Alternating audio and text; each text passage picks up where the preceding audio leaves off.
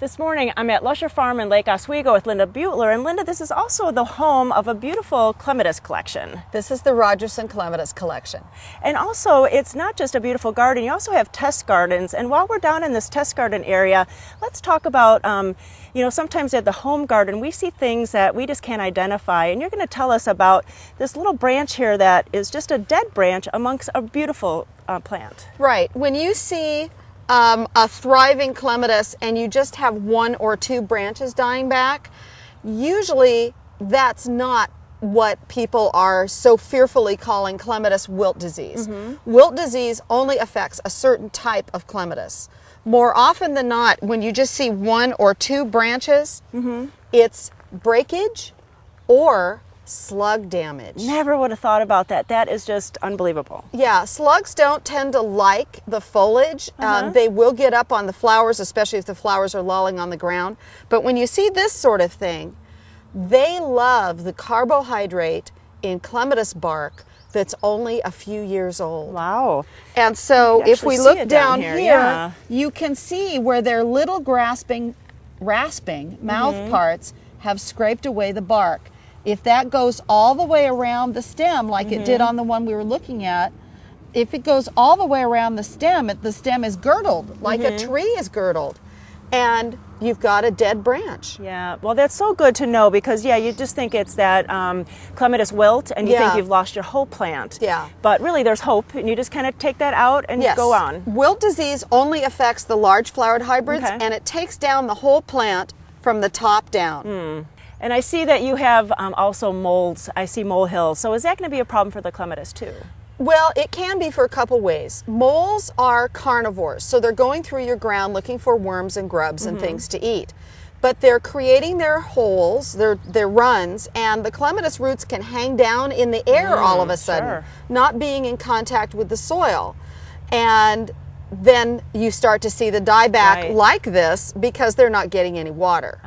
Sure. And so you'll go, when I see with just a few branches like this dying back, if I don't see slug damage, then I step around the crown of the plant, and if you step in up to your ankles, just be careful. You've got a mole problem. Right. And then what can happen is the moles leave, they eat all the worms out of an area, and then voles come in, which are a smaller digging rodent, and they are vegetarians, and they are bad actors.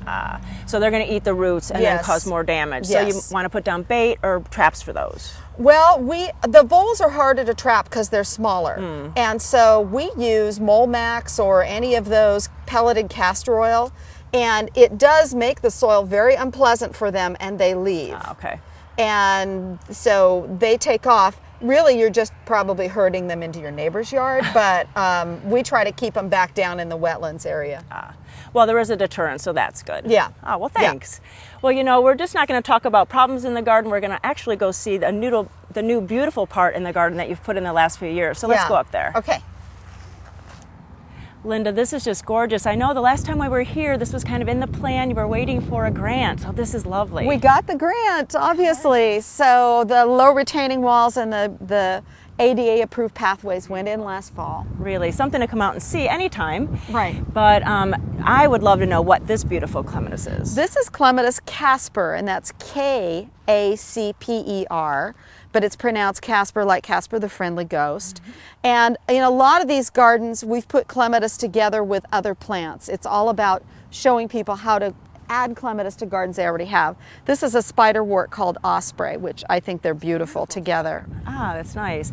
And I noticed a bed over there that looks really beautiful. There's a ton of them in there. And so is that a special clematis bed? We have lots of special beds, and the International Clematis Society has a downloadable list of clematis good for people who've never grown them before. It's their beginner's list. And we've put those plants together so that people can come and see them in the garden. That is just great. And you can come this weekend to come to the Inviting Vines tour. You can come to Lusher Farms and go see some other private gardens. Yes, we don't usually have plants available for sale here at the farm because we're working. And so we've got plants for sale here. One of the private gardens will have plants for sale. We have 5 wonderful Southwest Portland gardens open. One of them has never been open before How for any nice. group, so we're very excited. And so it's a fundraiser for the garden, for Right. the collection? The tour admission and the plant sale proceeds all go to maintaining these gardens. You know, this is such a gem of a garden to come see, and you can come see it anytime, but this weekend it's really special to come go on the tour and really help out and come buy some clematis, so that's the best part. Thanks, Judy. Well, thank you so much.